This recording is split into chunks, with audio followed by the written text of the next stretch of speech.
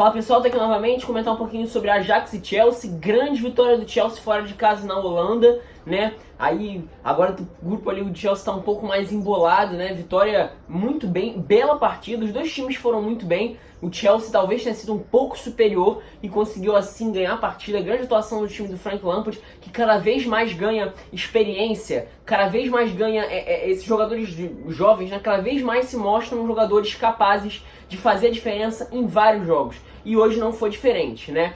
Os dois times entraram com escalações bem normais do que a gente está acostumado a ver, né? Nada de muito diferente assim, né? O Ajax, para ser bem sincero, não vem acompanhando essa temporada do Ajax. Na temporada passada eu até acompanhei mais, né? Porque virou um time de sensação na Europa por causa da campanha na Champions League, desde a fase de grupo já.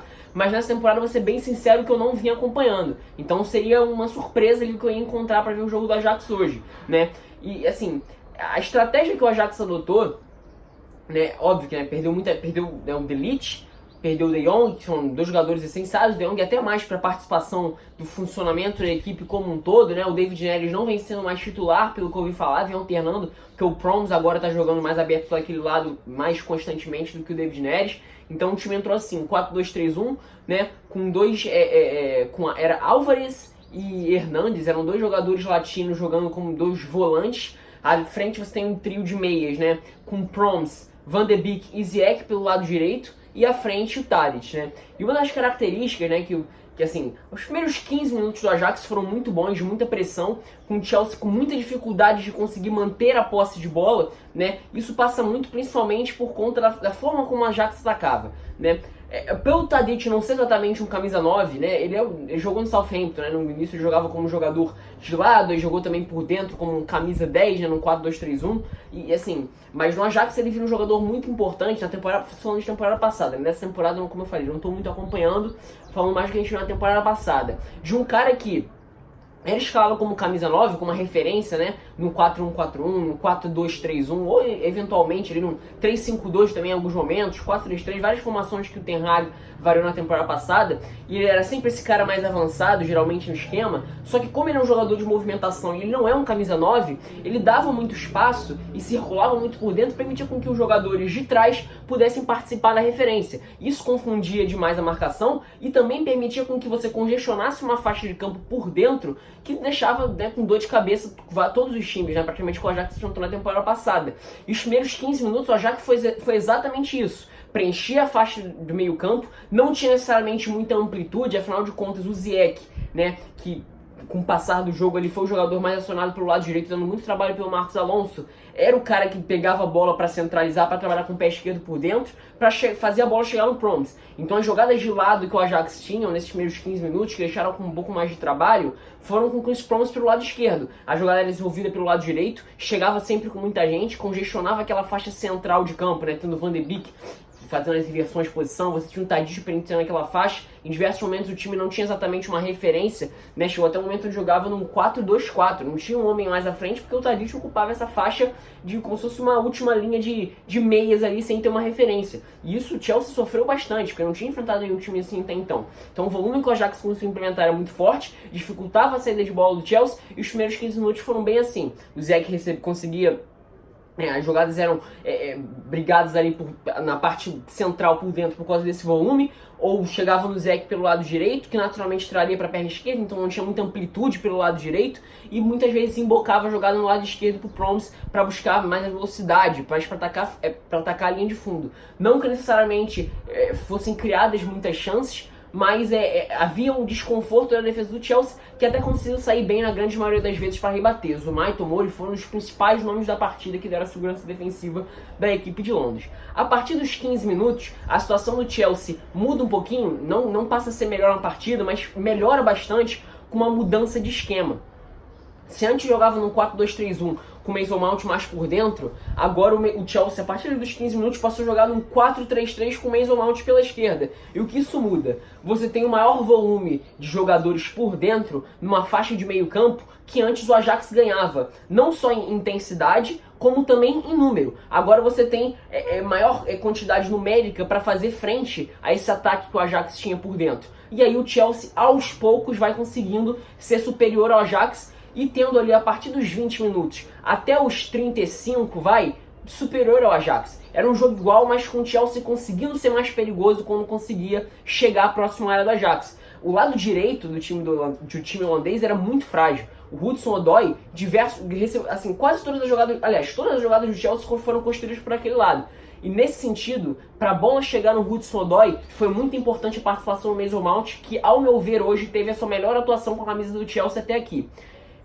Essa mudança de posicionamento dele para jogar como meio campista pela esquerda no primeiro tempo permitiu, como eu falei, não só aumento de volume, de número mesmo por dentro no Chelsea, e como ele é um jogador que eu venho falando, que vem sendo muito combativo sem a bola, vem sendo muito importante sem a bola, nesse período aí dos 20 até os 35, 40 minutos, ele foi muito importante para recuperar por aquele lado direito, que era o lado que o Ajax mais acionava para construir, né, o Marcos Alonso, quando passa até a ajuda do Mason Mount, aquele lado passa a ser muito mais difícil de ser ocupado pelo Ajax e de alguma coisa boa sair por ali. E quando a bola era recuperada, via de regra era com o Mason Mount pelo lado esquerdo e rapidamente acionava o Hudson-Odoi, que em diversos momentos tomou a decisão errada, em vários momentos, né, mas tinha muita facilidade para explorar aquele corredor. A marcação pelo lado direito, como eu falei, do Ajax era muito fraca. O Hudson-Odoi teve muito corredor, teve muito campo para explorar por ali, né? Ora, permitindo que o Marcos Alonso se projetasse por dentro, ora ele se projetando por dentro, mas em diversos momentos enfrentava uma marcação que por dentro era muito bem feita do Ajax, né? E ora o Hudson-Odoi também tomava a decisão errada, né? O Abraham um pouco apagado, até tentando participar, mas muito bem marcado pela dupla de zaga do Ajax, né? O Veltman, que nem é zagueiro, né? Lateral direito, foi para a Copa do Mundo de 2014, inclusive como lateral, né? Até na temporada passada não jogou muito, mas nessa temporada vem sendo muito útil como um zagueiro, pelo que eu pude ler, né, observar sobre a temporada do Ajax nesse ano. E o Blind também, talvez um dos principais jogadores do Ajax na partida no quesito defensivo.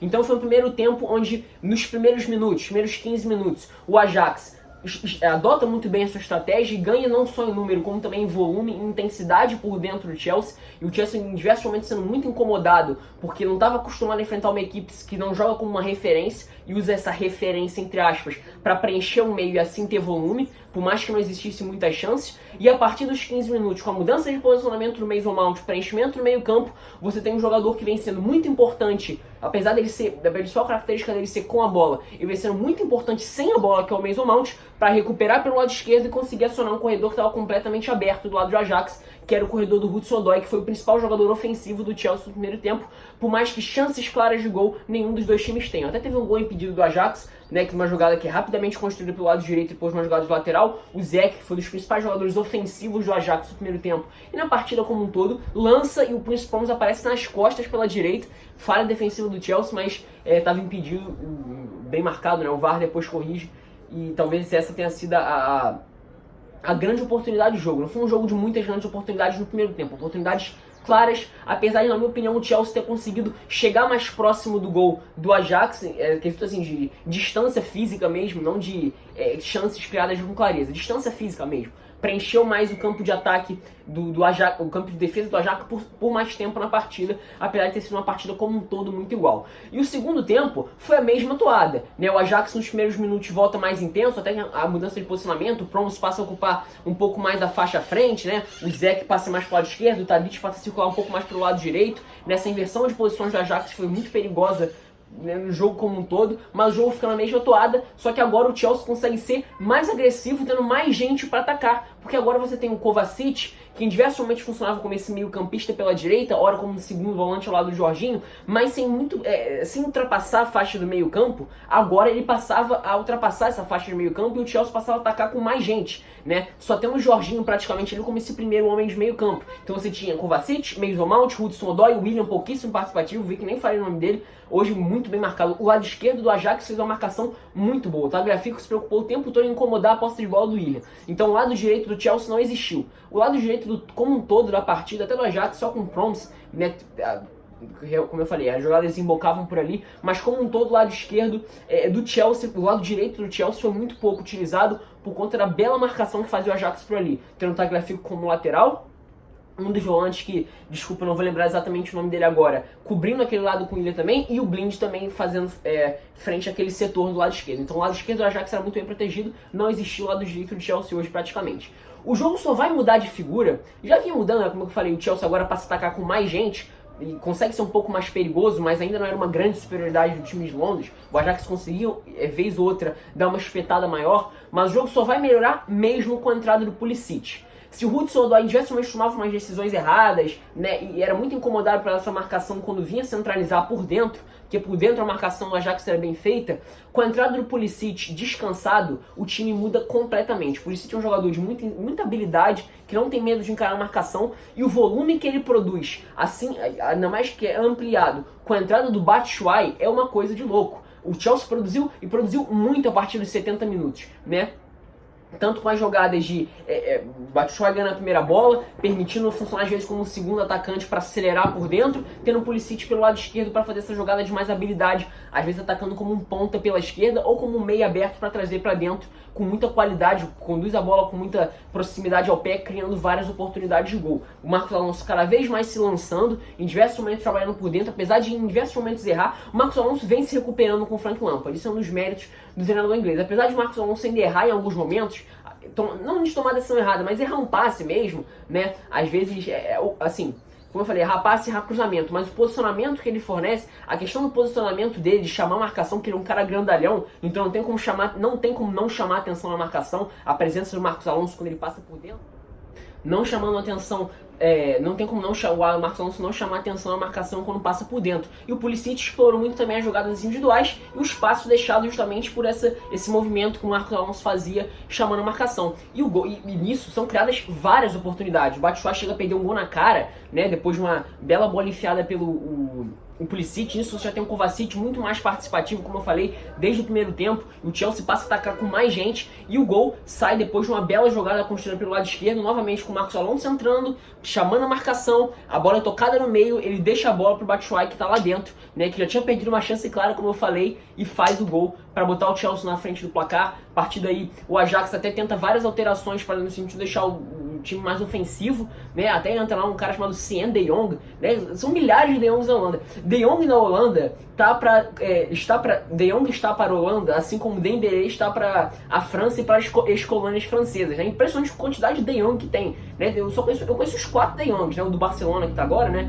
O jovem, aquele que batia em todo mundo, né? Jogador holandês mais antigo, né? Que deu aquele pisão ali no peito do Xabi Alonso. Tem o Luuk de Jong que tá jogando agora no Sevilla, atacante holandês, né, também, que era do PSV, fez uma ótima temporada do PSV na temporada passada, e tem esse De Jong, né, esse atacante do Ajax. Então tem um monte de De Jong no futebol holandês também, né, enfim. E no final da partida, o Chelsea acaba conseguindo controlar bem o resultado e se sair vencedor. Grande vitória do Chelsea, um time que hoje demonstrou muita maturidade em diversos momentos. Por mais que tenha sido um jogo igual como um todo, eu achei que o Chelsea conseguiu ser superior dentro da sua estratégia, principalmente com o Frank Lampard entendendo que a mudança do posicionamento do Mason Mount facilitaria o momento de marcação. No segundo tempo, a orientação do Kovacic para participar mais do momento ofensivo, fazendo com que o Chelsea atacasse com mais gente, explorou muito bem a fragilidade defensiva pelo lado direito do Ajax, no primeiro momento com o Hudson-Odoi, no segundo momento com o Pulisic. Destaque individual para o Pulisic, na minha opinião, ele foi o principal cara da partida. Ele deu ao jogo uma cara que até antes não tinha, que foi a cara de um desequilíbrio, de um time que passasse a criar chances mais claras. O Ajax também teve um lance de cabeçada na trave, que eu esqueci de comentar até, lá para os 60 minutos mais ou menos, mas o Chelsea, a partir dos 70 minutos, um pouquinho antes da entrada com o Pulisic, o Chelsea conseguiu ser muito mais perigoso com as arrancadas do americano pelo lado esquerdo, né? O Marcos Alonso também muito importante, tanto para trabalhar por dentro como para trabalhar pelo lado, apesar de em alguns momentos errar. A zaga foi muito bem, o Zuma na saída de bola e o Tomori nas recomposições, os dois nas recomposições foram muito bem mesmo. O Jorginho numa atuação de gala novamente, por mais que tivesse sofrido em alguns momentos com a pressão na saída de bola, no segundo tempo ele cresce muito nesse sentido, até jogando sozinho em vários momentos, que o Kovacic se lançava, como eu falei. Então foi uma atuação muito boa do Chelsea, contra um adversário muito difícil, né? Curioso, dos 3 jogos iniciais do Chelsea, o Chelsea perdeu mais fácil teoricamente e ganhou os teóricos mais difíceis. Achei uma ótima atuação, grande atuação, para dar experiência, dar motivação, dar casca para esse time, que por enquanto, que bom trabalho vem fazendo o Frank Lampard aí no time azul de Londres. E hoje foi um daqueles jogos que assim, o time mostrou muita competência, o time mostrou muita competitividade, batendo de frente, em nenhum momento decidindo de jogar, e também inteligência tática, ótima leitura de jogo do Frank Lampard para conseguir superar um grande adversário, que seria o Ajax fora de casa, tá? Então é isso, pessoal, espero que tenham gostado.